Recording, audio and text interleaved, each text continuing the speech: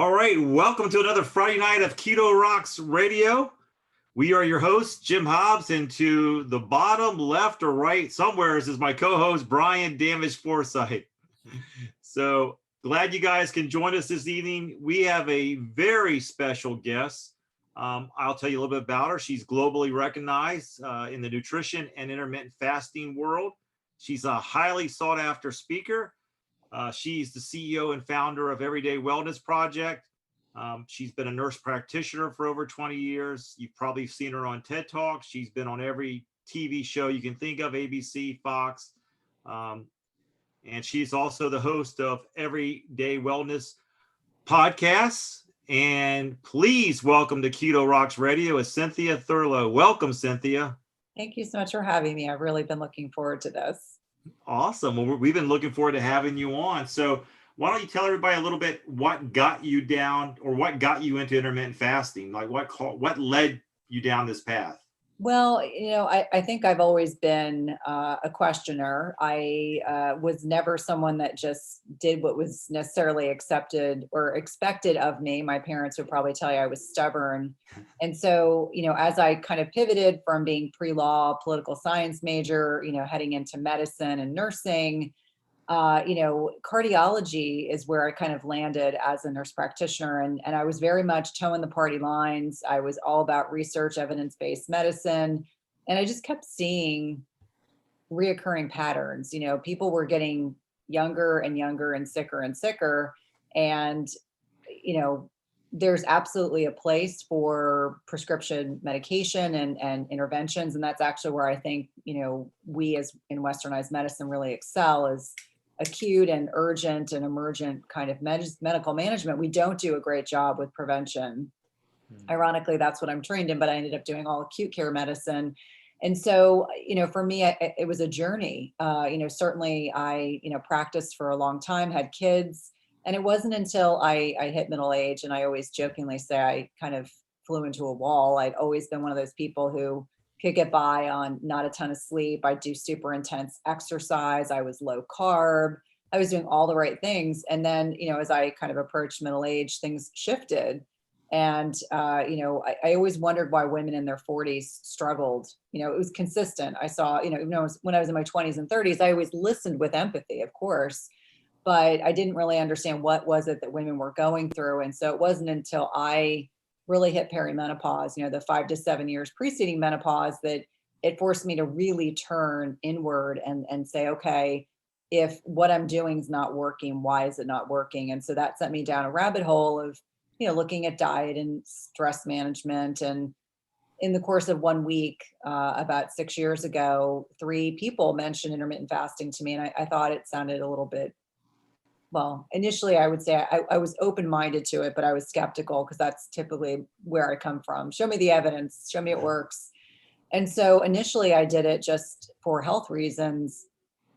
And then I started to recognize that there was really something to be said for the degree of mental clarity and all the other, physiological benefits. And, combined with some dietary changes, I got back to my, I would refer to it as my fighting weight, my normal size, my normal weight.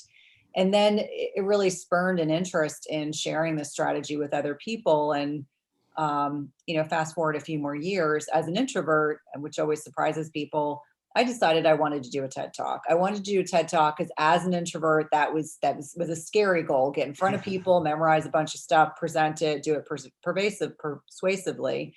And so that turned into, getting one TED Talk. And ironically, every time I was being approached to do a TED Talk, they wanted me to do a women's slant, which was fine. And so I had accepted my first, and then not 2 or 3 weeks later, I was offered a second, really at a bigger location and multiple opportunities to meet with these people. And so that's how I initially kind of got into intermittent fasting, first for myself, and then really feeling like it was a strategy that could help so many people. And let's be clear, we're, if you look at the statistics on what the weight loss industry, how much money between marketing and products, I mean, it's $1 trillion a year business. And so I kept saying, I love the idea of being able to prescribe a strategy and empower someone to be able to do this all on their own or with accountability, but not having to buy into shakes and craps and, just there's a lot of gimmicks and things that are not sustainable. And so what I really liked about it was it allowed patients to be autonomous and it allowed people to feel empowered. And I think that's missing from a lot of the wellness industry, that things are not sustainable. Yes, people can eat a very low calorie diet for a short period of time, or they can do a really restrictive diet, or they can over exercise like crazy until they burn themselves out. But eventually there has to be some normalcy. Life is about moderation if people can manage that, but sustainable strategies to me were far more interesting. And that's kind of how I fell into the intermittent fasting bucket, as I call it. Well, awesome. Now, you said that was a few years ago? That's 6 years ago now.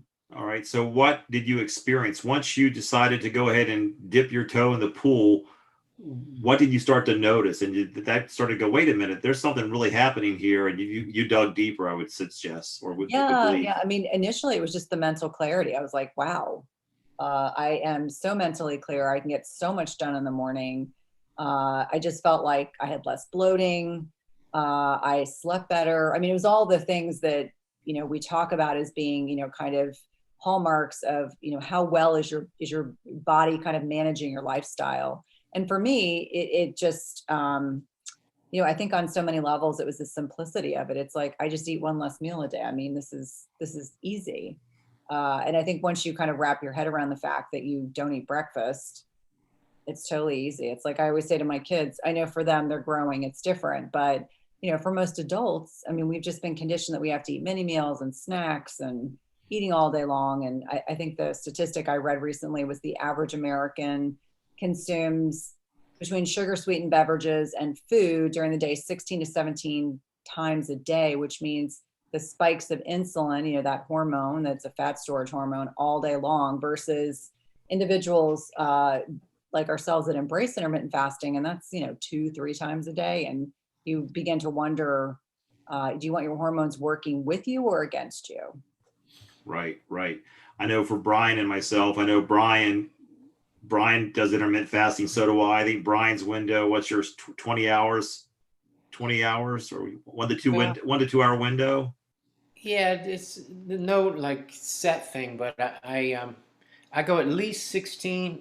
So after 16, I'm free to eat, but I usually stretch it to 20, sometimes 22 hours. That's awesome. Now, Cynthia. And then I just eat one meal a day. Okay, so you're OMAD. Okay. Yeah. Most of the time. Yeah, and I'm pretty much the same. I have a ketovore lifestyle. So does my wife, and so I was interested to find out, because I don't this nutrition that you looked into, and by going intermittent fasting, did you remove sugar from your diet altogether, Cynthia? Well, I started with gluten, and then, when I hit that wall, it was gluten and dairy. And that to me was, I don't tolerate rice at all. And, I read a book by Rob Wolf. I'm not sure if you're familiar with Wired to Eat, but it's a book I recommend all the time when people are struggling with pulling grains out of their diets. I'm like, okay, use a glucometer. And if you don't believe me, just check dairy. And then I would say limited sugars. I mean, certainly I like dark chocolate. That's probably my one vice, but I don't eat a ton of it. And I eat really good, really high quality dark chocolate. So it's satisfying. But I would say processed sugars, yes. I mean, I don't use a lot of condiments. I'm not like a salad dressing person. Does it sneak into my diet on occasion? Probably. But, I eat a lot of meat and a lot of vegetables. Good amount of vegetables. And then last year I actually had a healthcare hiccup, and that's when I went carnivore because nothing was working. I mean, I couldn't go back to my normal diet. I mean, vegetables in particular, anything with a lot of fiber just destroyed my gut. So as I was kind of going back through that, went to carnivore, and now I would say carnivore-ish. I'm carnivore-ish with low carb. Like I really eat a lot of protein. I tend to be higher protein because that just works really well for my body. And I'm pretty low carb all the time, and I'm happy in that space. I mean, some people, especially women, have to be careful if they do sustain low carb, but I appear to be someone that tolerates that without much difficulty. I'm smart enough to know when I lift heavy on certain days of the week, I will upcycle my carbs, and most other days I tend to be pretty low carb. Gotcha. Yeah, my wife and I have been doing it for I don't know how many years, but it wasn't until we're mostly, I would say 90% carnivore. Mm-hmm. It wasn't until she removed vegetables did she start to, when she removed the vegetables from her diet, from her lifestyle, she noticed a totally difference in her body. Yeah. When she started to thrive. It's really amazing. Yet people will tell you, well, how can you live without vegetables? You got to have vegetables. You got to have that fiber. You don't. And that's the thing so I think something that's really important and key to talk about is bioindividuality. So what works for each one of us might be very different. And it's not to suggest that, there might be someone out there who has to eat fiber, otherwise they don't poop. And I mean, that would be a miserable experience. But I know for myself, and my Italian mother's always harping on me, sorry, Mom, always harping on me about not eating more vegetables. And I've got about 5 that I tolerate. And, after what I went through health scare wise, for me, it's like, if I can eat cucumbers and some mushrooms and some asparagus, I'm good. Like, I don't need to test the waters. Like, I used to love Brussels sprouts, and I can tolerate cabbage, but I can't do cauliflower. I can't do broccoli. I can't do green beans. And I've just kind of accepted this is where I am right now. And I haven't, no one would see me and think that I'm not thriving and doing well and healthy. So, I think it's a misnomer that we have to be eating, 9 cups of phytonutrient dense vegetables and fruits every day. And I understand that works for some people, and that's great. But I do believe there are people out there that just don't need that amount of fruits and vegetables. And, if you look at, like Carnivore Code, if you talk to Paul Saladino and you follow his kind of methodology, a lot of plant-based defenses can make it very hard on our bodies. Like, one of the other things that I had to eliminate last year, which made me sad, having been gluten-free for a long time, were oxalates. And so all of a sudden I couldn't do kale. I couldn't do spinach. Nuts were out. And, that narrows your world even more. So, I've got this narrow world, but now, I can navigate. I have a cracker if I want a cracker. If I want some dark chocolate, I can do that. I know which vegetables don't upset my stomach, and I eat a lot of meat, and that works really well for me. So I think it's really about finding what works for you and your body, much like both of you and your wife have kind of figured out what works best for your bodies. Now, you had your health scare. Did the doctor put you on a low carb or carnivore, or did you, through your own research, decide this is what I'm going to do for my body? Well, I'm really lucky that I had an incredible surgeon and gastroenterologist. It was like the female powwow. I had just incredible physicians taking care of me.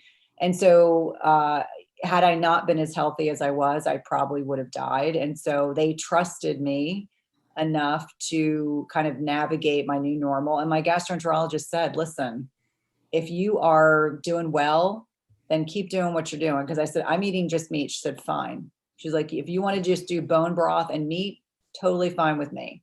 And so, I saw her recently, and she was saying, I think that one of the things that's been really cool to watch, and she's a very health conscious gastroenterologist. She herself, she's in her 50s, and she looks like she's in her, maybe late 30s. She takes really good care of herself.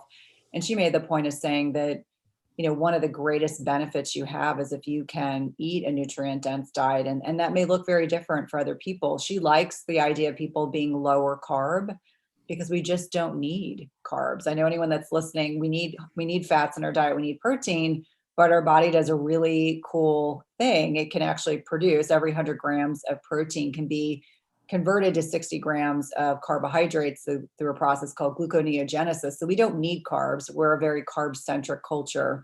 That does not suggest that I don't have squash or sweet potato on occasion, or I don't have low glycemic berries. I do. And I mean, heck, the other day I ate a banana, but that's not my norm. But I'm also very insulin sensitive, which means my body knows what to do with carbohydrates if I eat them. So I think it's more of an issue. The carbohydrate piece is more of an issue for people who are carb resistant or insulin resistant, or people that are obese. They have to be much more conscientious. And the way to really know if you are insulin resistant, one of the first markers that changes is fasting insulin. So everyone should know their fasting insulin level. And, we talk about where ideal ranges should be between like 5 and 7 is great.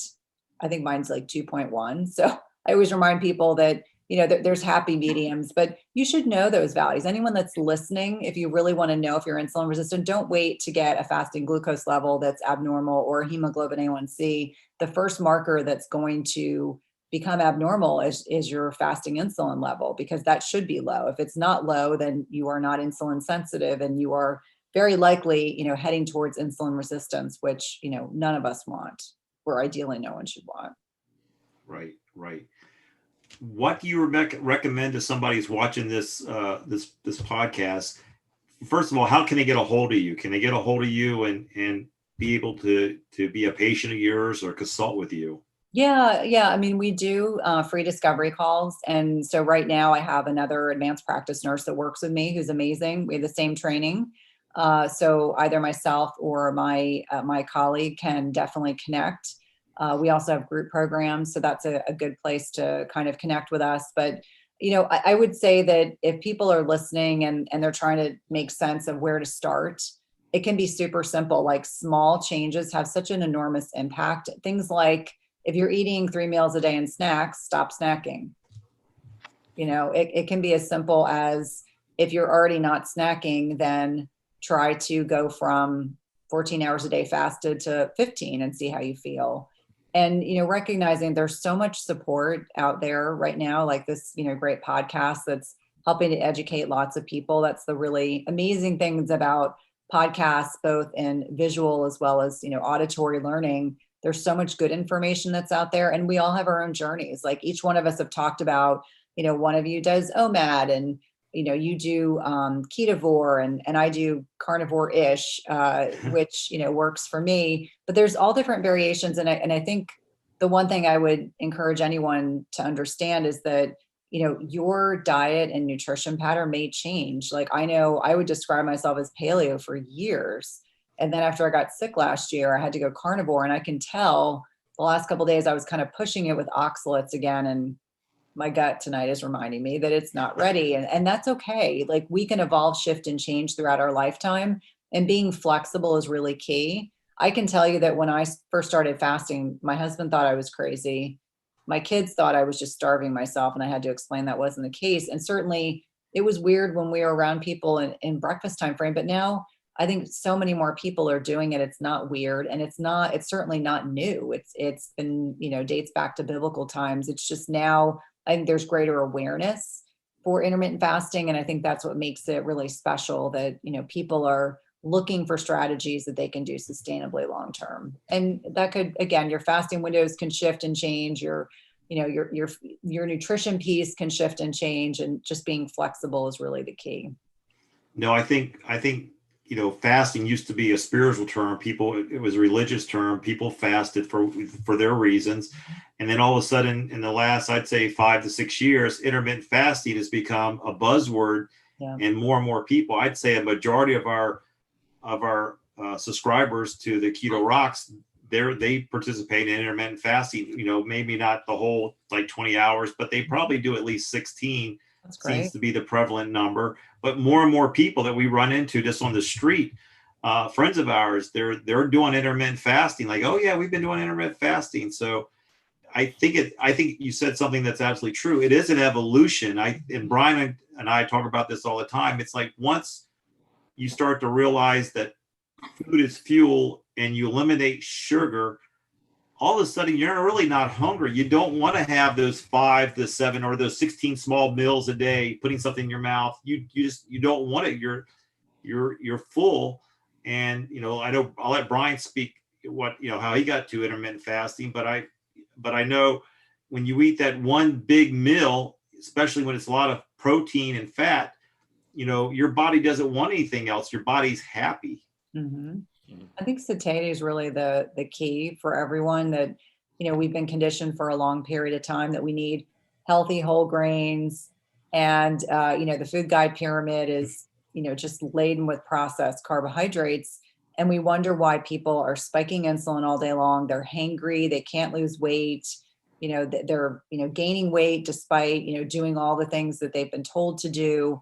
And so we need to kind of turn everything on its head. I would encourage anyone that's listening, change things up. I mean, that's the really cool thing is, for each one of us, we're going to find the angle. And I think, like you said, much to your point, satiety is clearly the goal, because once you're satiated and you feel satisfied, then you don't feel like you're being deprived. Like that's why, for example, the holidays for me, I've gotten to the point now where I don't want to have a lot of dessert and I don't want to have a lot of potatoes.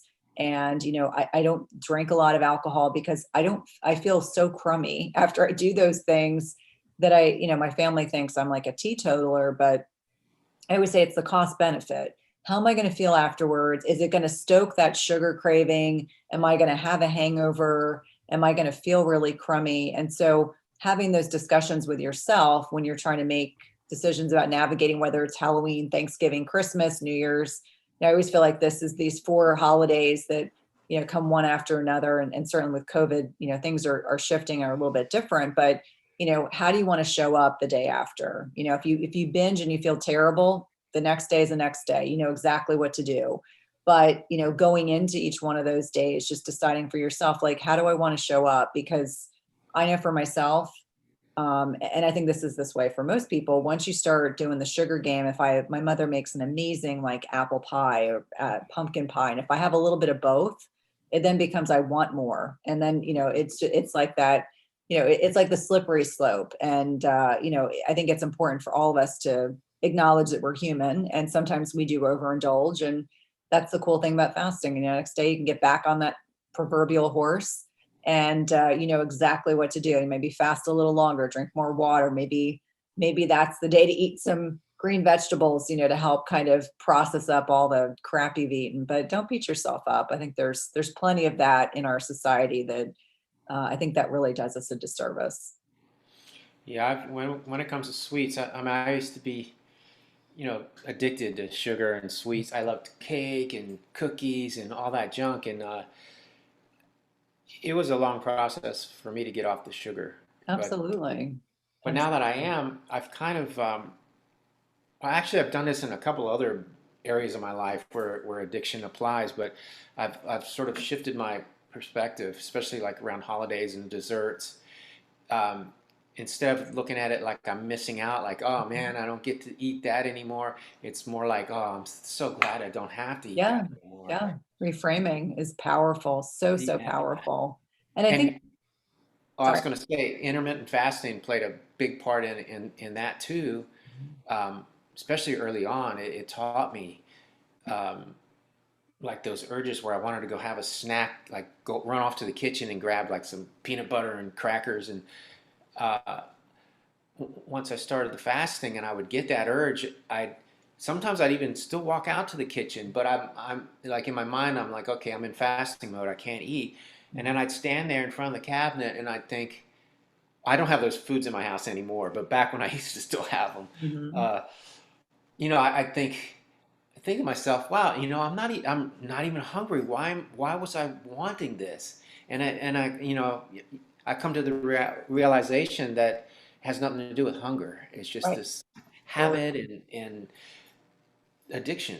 Yeah. Well, and I think, it's interesting. I interviewed Dr. Joan Eifelin last week on the podcast. And so she's an expert in the processed food industry on the side of against processed foods. And so she talks about how people are so at risk for these addictive qualities because, the way that these things are processed, that the grains now, the way that they're processed, they're designed to get into the bloodstream quickly and be as addictive as possible. The processed sugars, all the excitotoxins, these inflammatory seed oils, all these things. And I tell people all the time, it is not that you're not committed to, getting off of these foods. It's that they are designed to really change the biochemistry of your brain and keep you like a rat in a cage. Like you want more and more and more. Like you almost feel like you're a junkie for sugar. And so I just acknowledge that even for myself, I'm like, I see it in my kids. Like I'm all about moderation, not deprivation. And a couple of days ago, my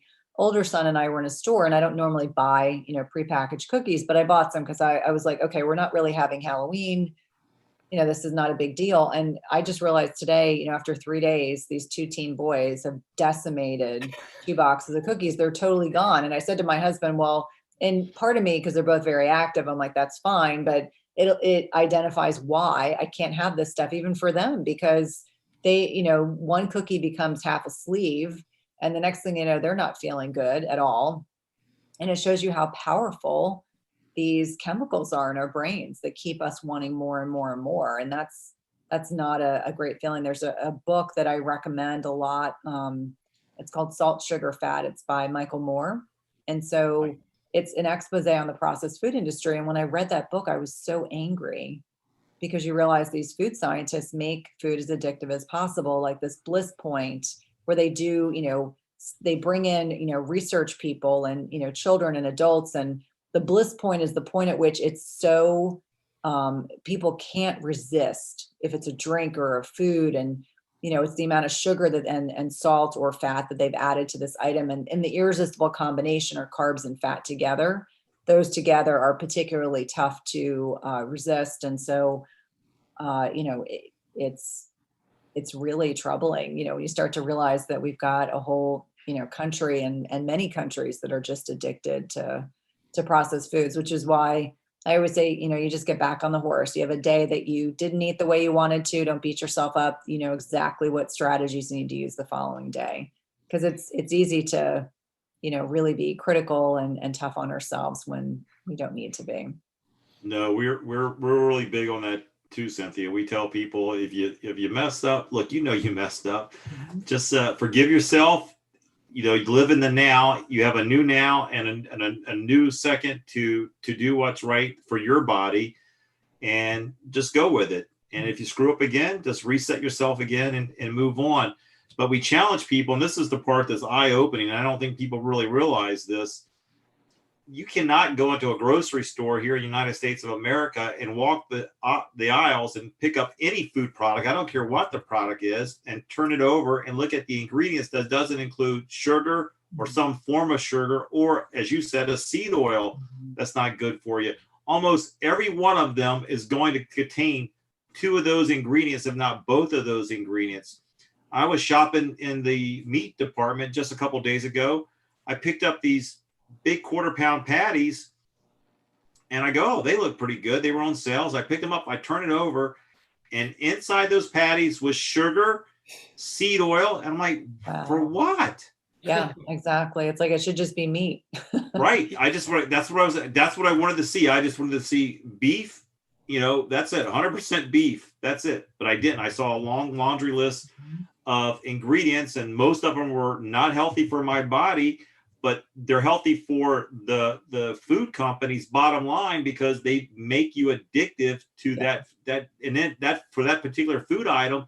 But the whole grocery store is littered with aisles of that same combination that you're talking about. And so a person eats that hamburger, then has a potato chip, and then it has, peanuts afterwards.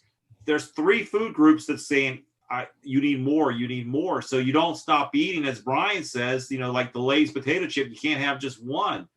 You will eat way beyond after you are full, because your brain is saying, eat. Well, and so here's something that I think is really important, is that, leptin is this, regulation hormone in our body. And so when it's the satiety hormone. So when it's working properly, it tells our brains you're full.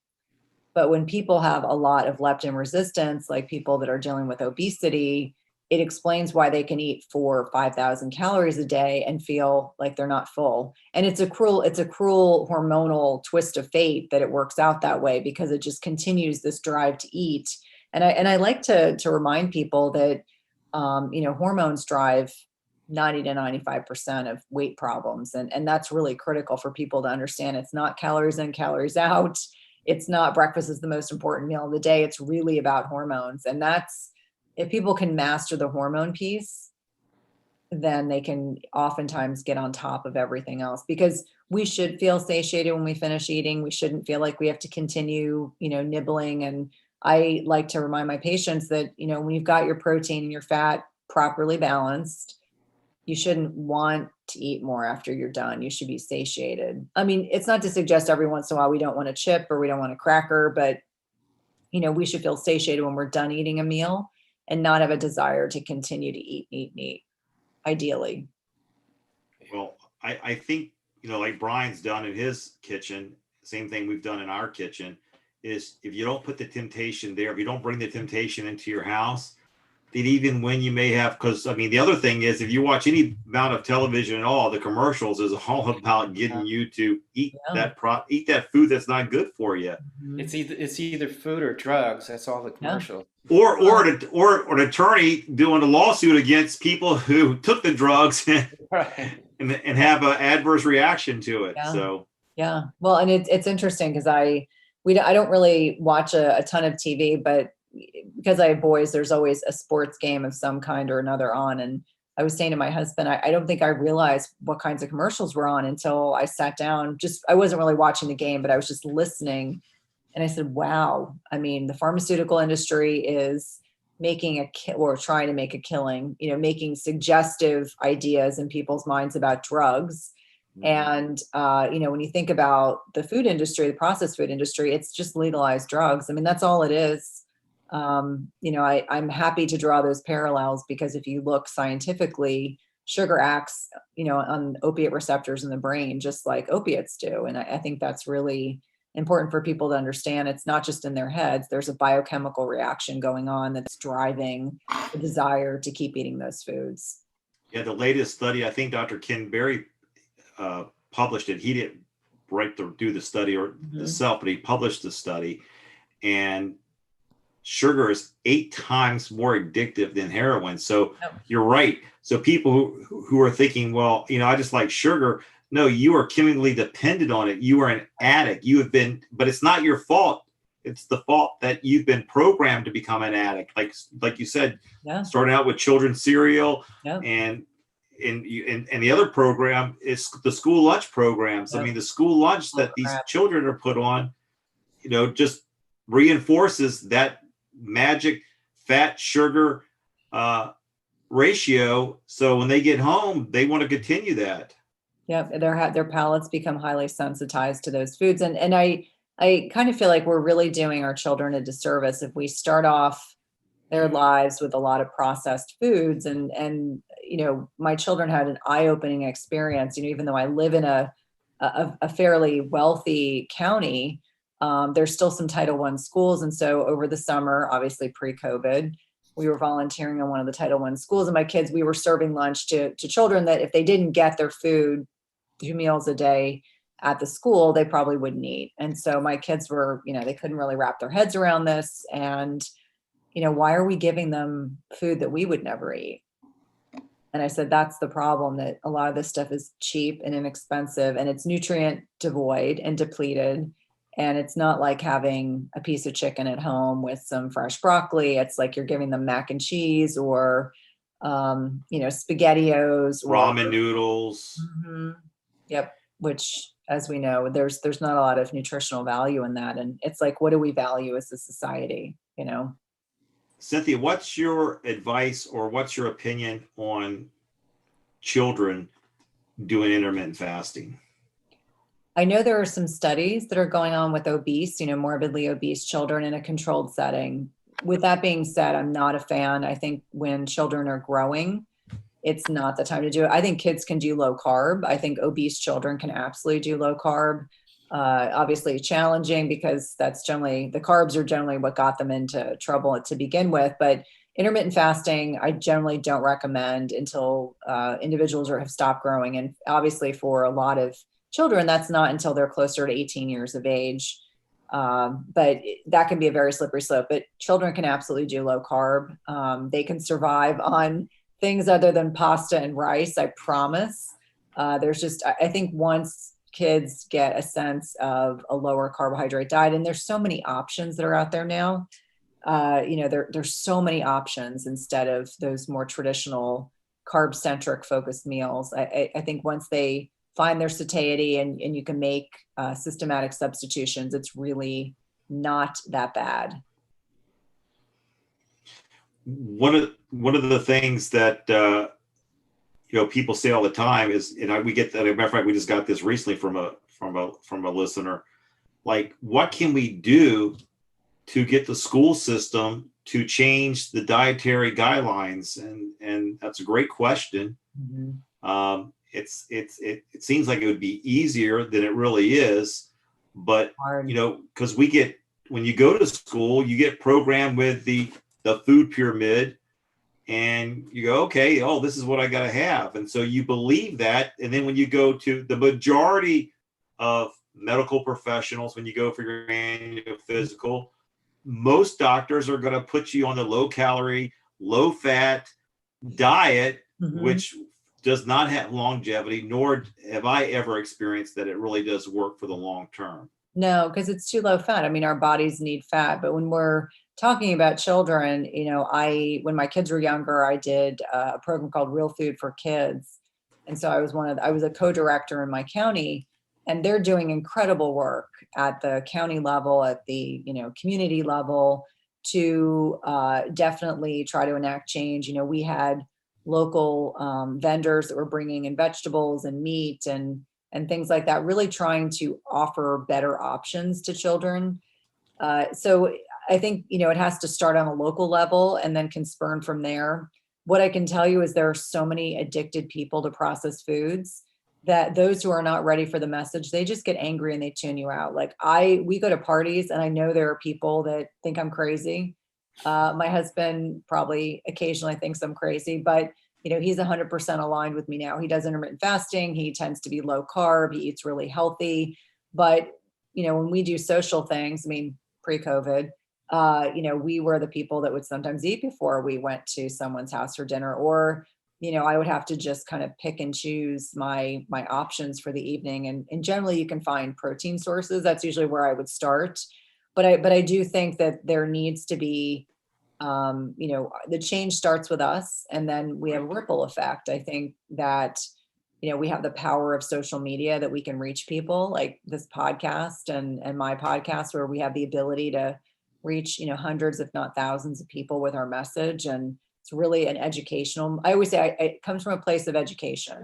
I'm never in a place where I'm preachy or trying to tell people what to do. It's more, I want you to understand the how behind the why. Like, why do I eat this way?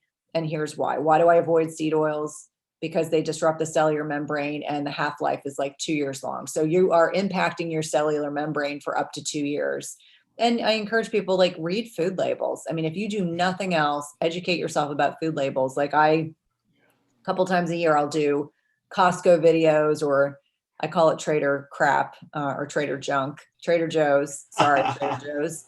And I usually walk in there with the open mind of no soy, no canola. Like those are two very small things, but you'd be surprised when I'm walking through those stores trying to navigate it with just those two parameters. It's hard. It's really hard because soy isn't everything and seed oils aren't everything. And because they're cheap, it's a byproduct of the processed food industry. So just making yourself aware, even if it's that you're still buying that same product, but now you're like, okay, I need to find a healthier alternative for X, so that, I can navigate having some degree of normalcy. And there's no one that's listening that does everything 100% perfectly. And if you did, you would probably have orthorexia.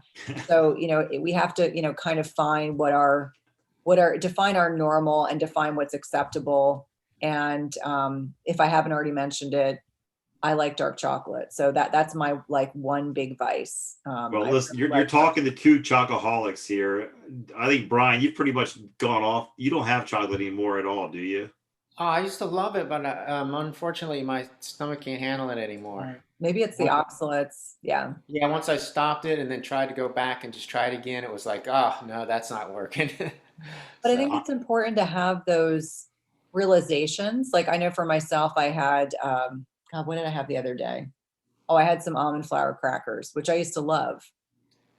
So my husband, I was like, oh, my gut just lets me know too much oxalates, not going to work. Yes, they're low carb. Yes, they're a treat every once in a while. My gut's like, So we just, it's like, I'm just not meant to eat a cracker. I will accept that.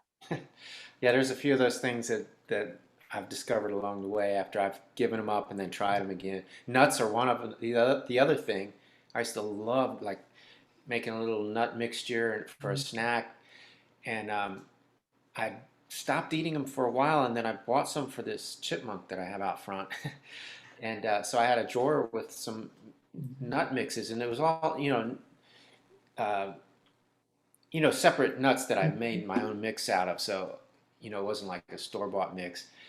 And one day I was getting the nuts out for the chipmunk, and I thought, I haven't had nuts in a while, and I just took a small little bit in my palm of a few different nuts and ate them.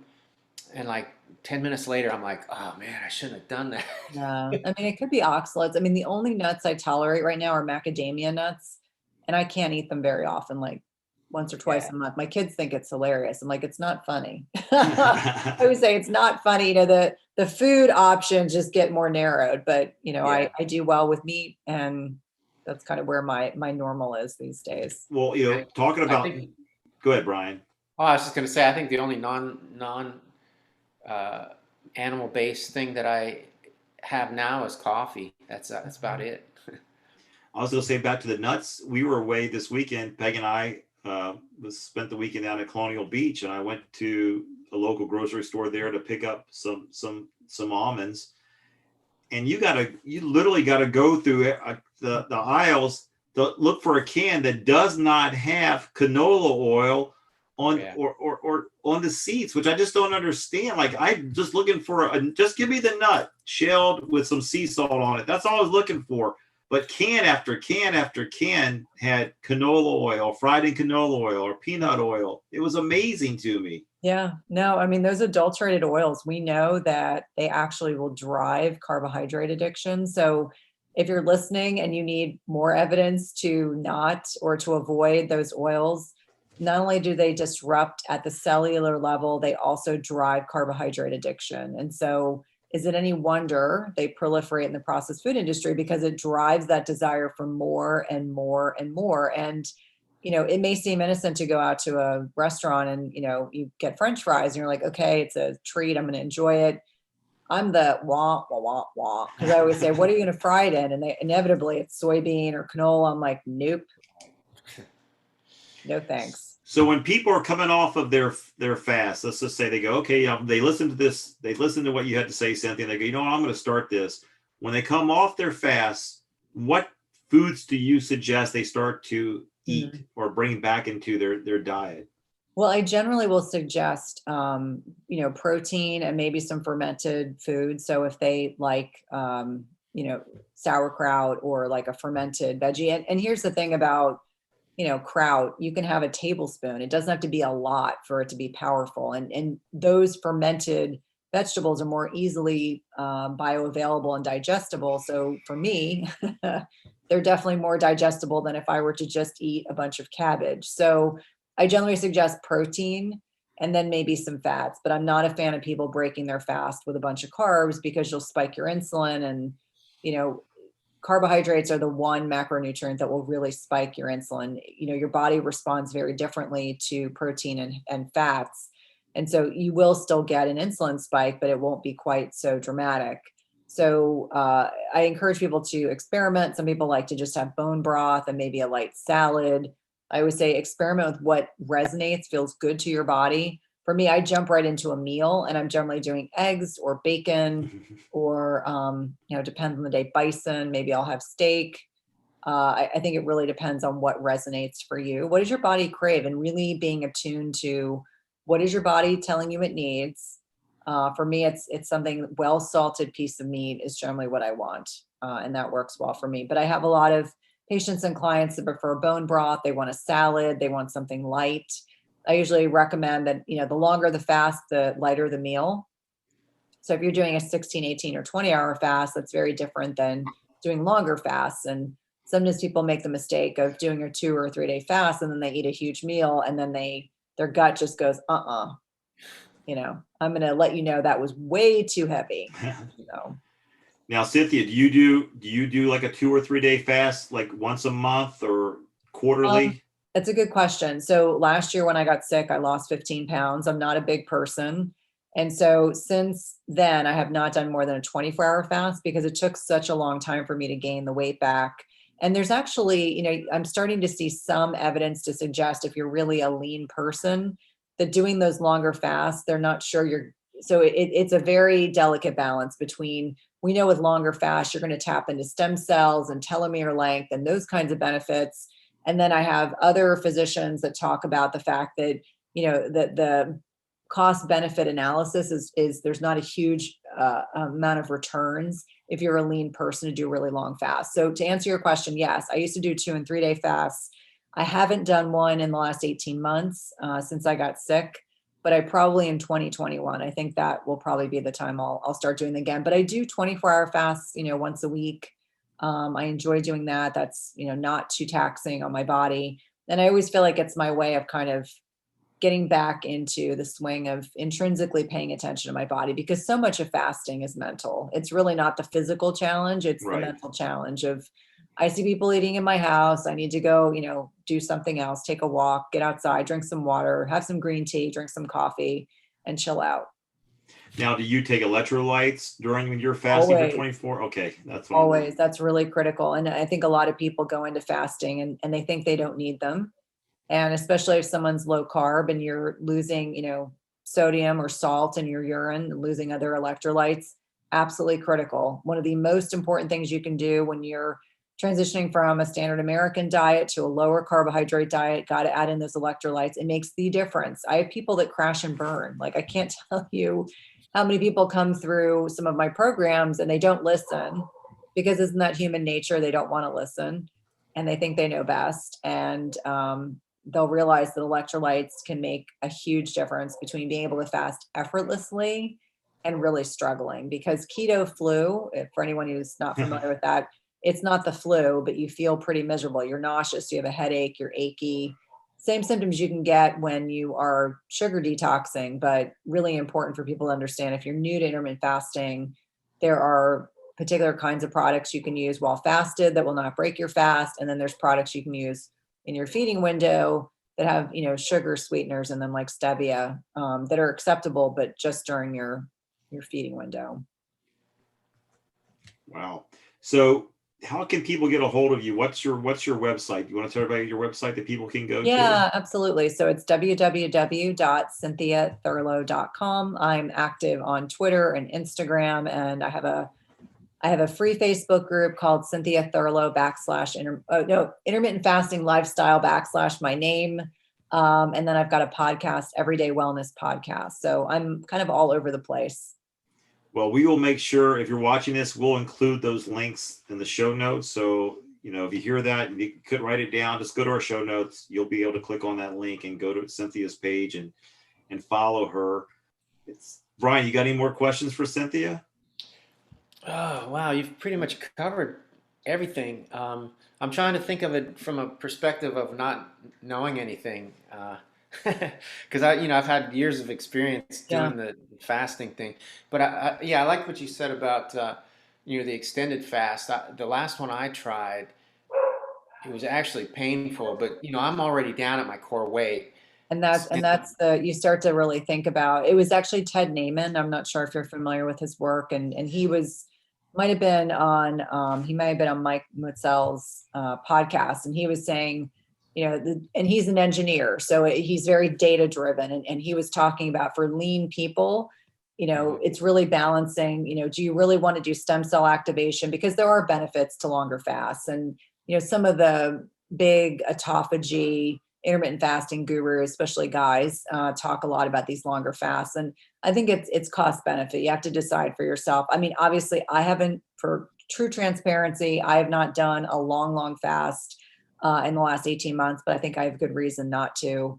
But it's also, what's most important to you? We know autophagy ramps up around 24 hours. And, I don't feel like people have to literally kill themselves to do really long fasts if they're not ready for it, because it's so much more of a mental exercise than anything else. It is. I would feel like the first day and a half is the hardest. If you can get to 30 hours, then you're golden, because then you're kind of riding on ketones and you feel really good.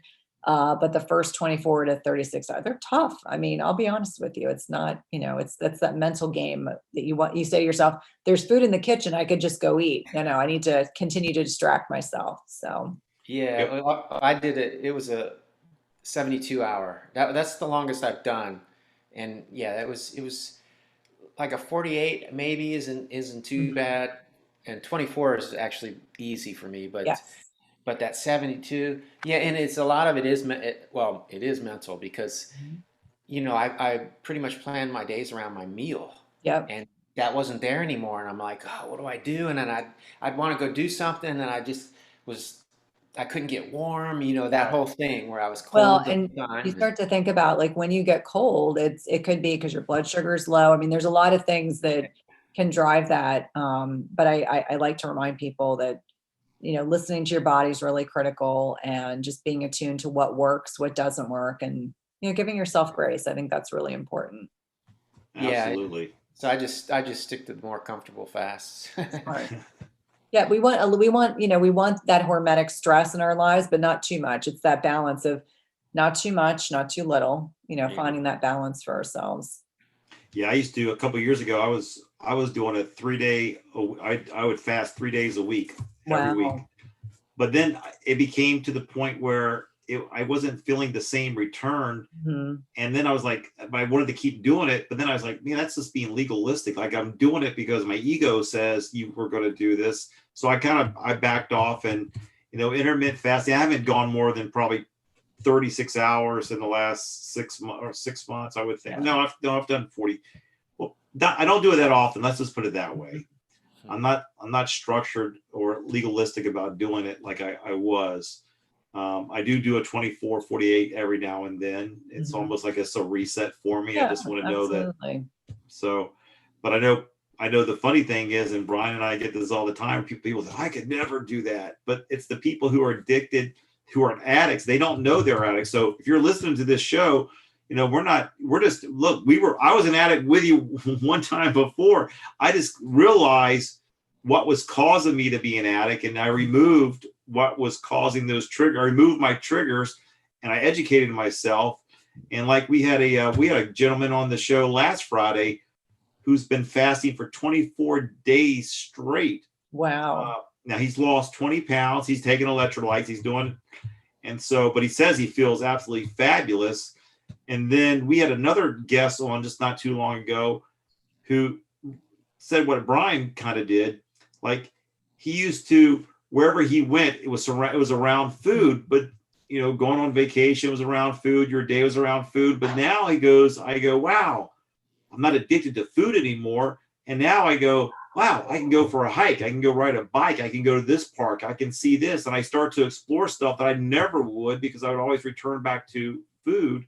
Now I have the money to do other things because I'm not blowing it on the food that was poisoning me. Yeah. So Yeah. that's a great way of looking at it. And also, when you're thinking, well, what am I going to do? Well, go to the park, go to the lake, go to the beach, read a book outside. There's plenty of things that will stimulate you and cause you to be more healthier mentally than to return back to the food that's meant to poison you.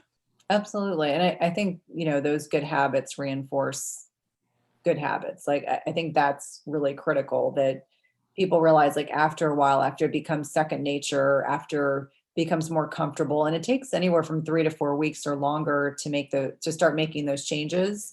It's not as much of a conscious effort. It becomes, just routine and more comfortable. And just like anything in life, change is designed to make us grow. It's designed to be tough. And, the gains are enormous. I mean, when you look at, the escalating rates of obesity and diabetes in this country, it's like, heck, you don't want to be the norm. You want to be an outlier. You want to be different than the average person. And it means you have to do things that are unusual.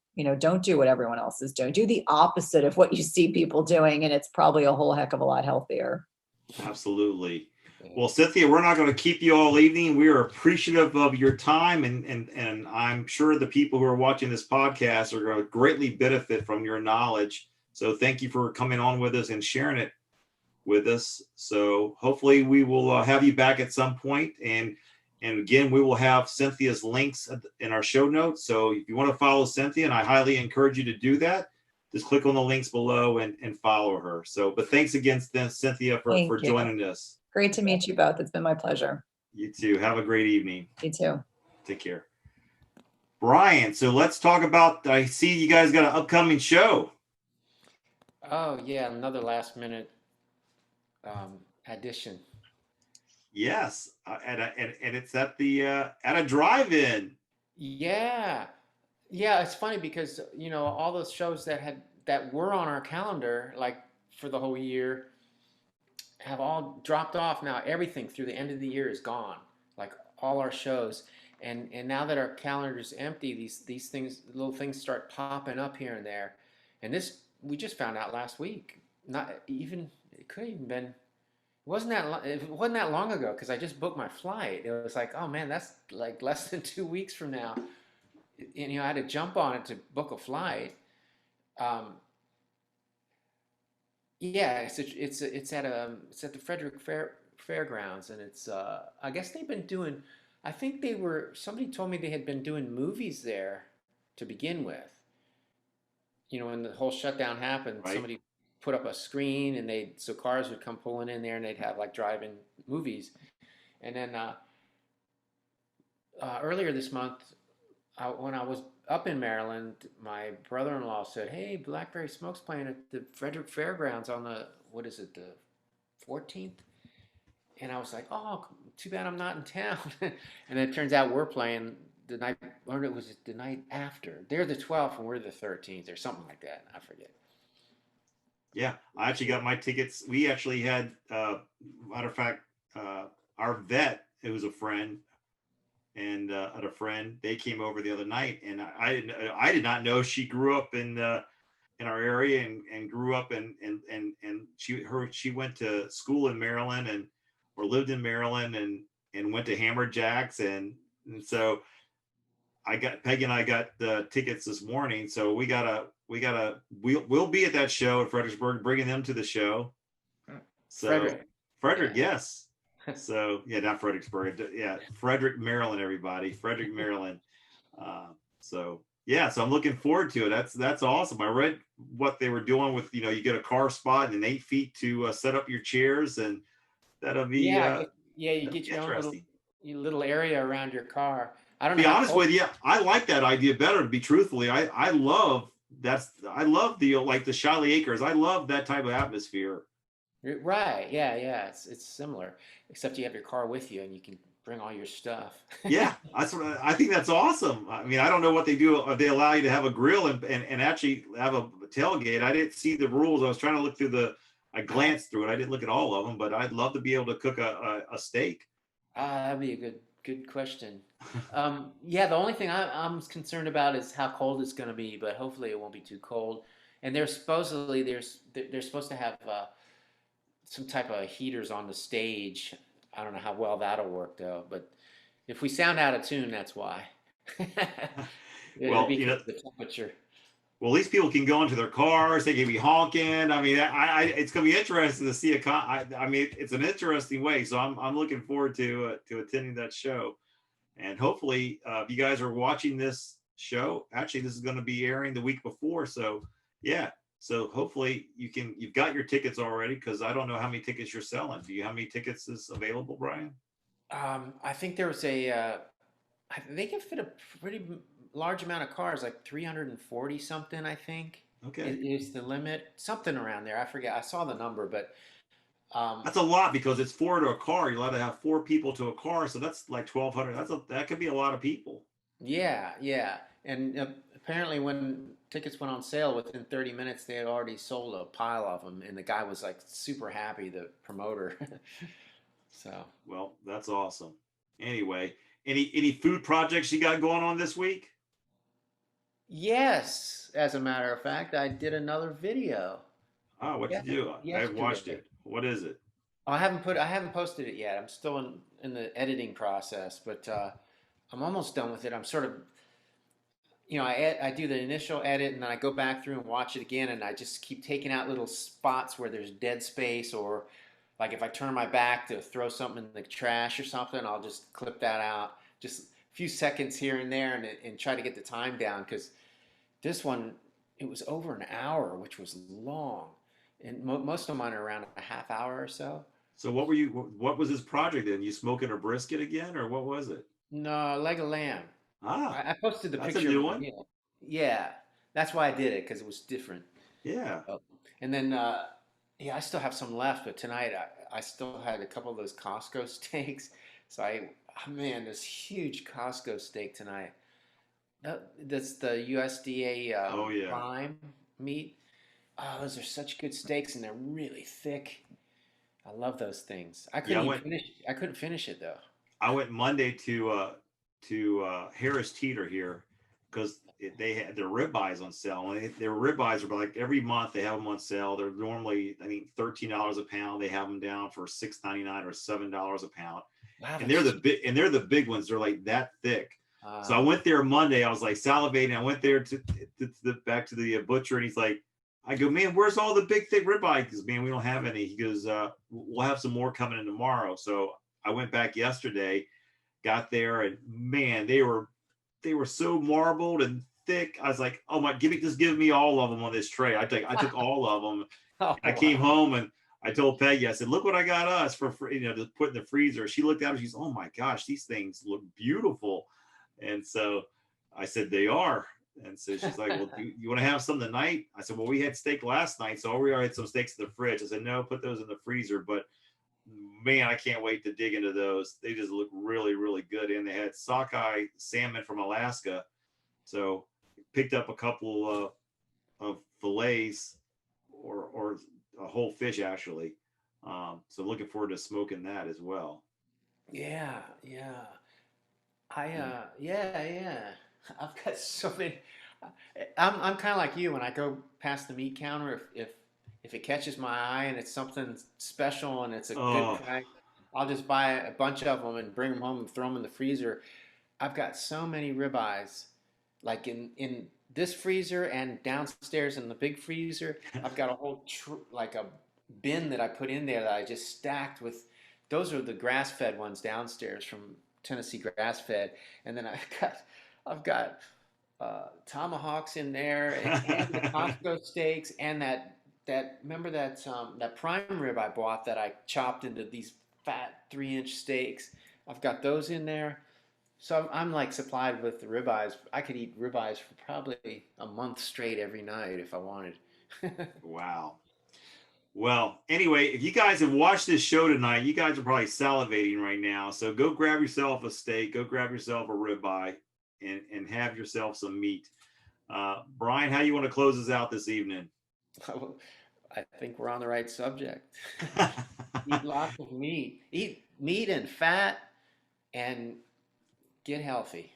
There you go. I'm gonna have to go back and watch this episode and bring my dictionary, because orthorexia, I have no idea what the heck that is. So Yeah, that's a good one to look up. yeah. So, but anyway, if you guys, thanks again to Cynthia. She gave you a ton of information, and I was taking notes. I was making notes, and I'm definitely going to look up the Real Food for Kids Yeah, she was great. organization.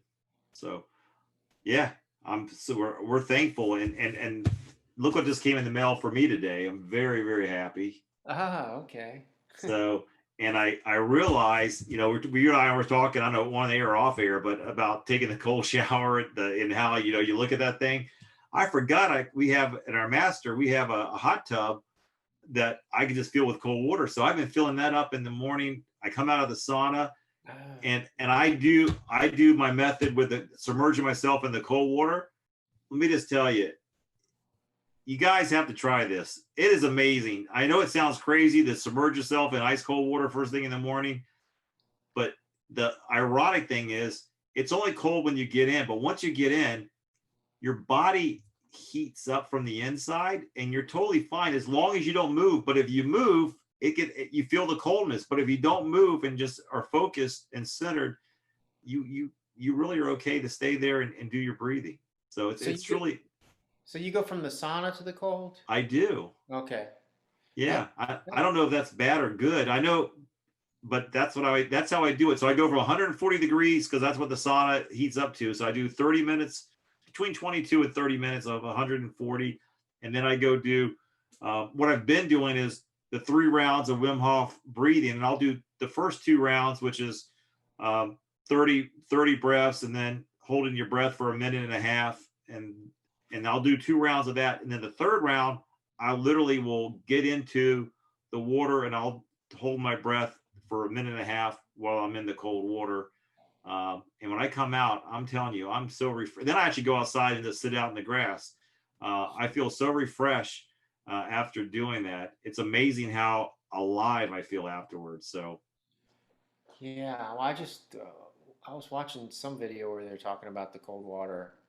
Who was it? It might have been Dr. Saladino or somebody on a podcast talking about it's better to do it before a workout. Like it's not good to do it after. Maybe it was what's his name? What's the other guy? Ben Greenfield. oh yeah. It might have been him talking about that.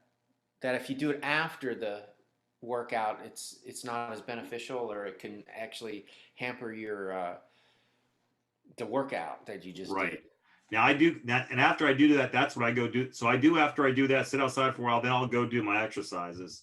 Yeah, that's the best way to do it. And I just feel awesome. I can't tell you how great I feel.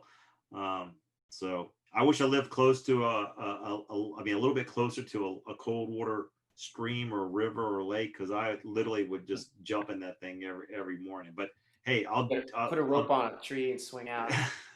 That's how Peggy grew up. Peggy's house literally is on, her old house, her brother lives in it now, but they had that life. They had a spring-fed pond, and then they had the Occoquan Reservoir that they could jump into, and they did the rope swing thing. So anyway, all right, everybody. Well, we'll see you next Friday. Thanks again for joining us. And before you check out, please hit the thumbs up or the thumbs down. Either way, it helps us get the word out. And so have a great weekend, everybody. We'll see you next Friday.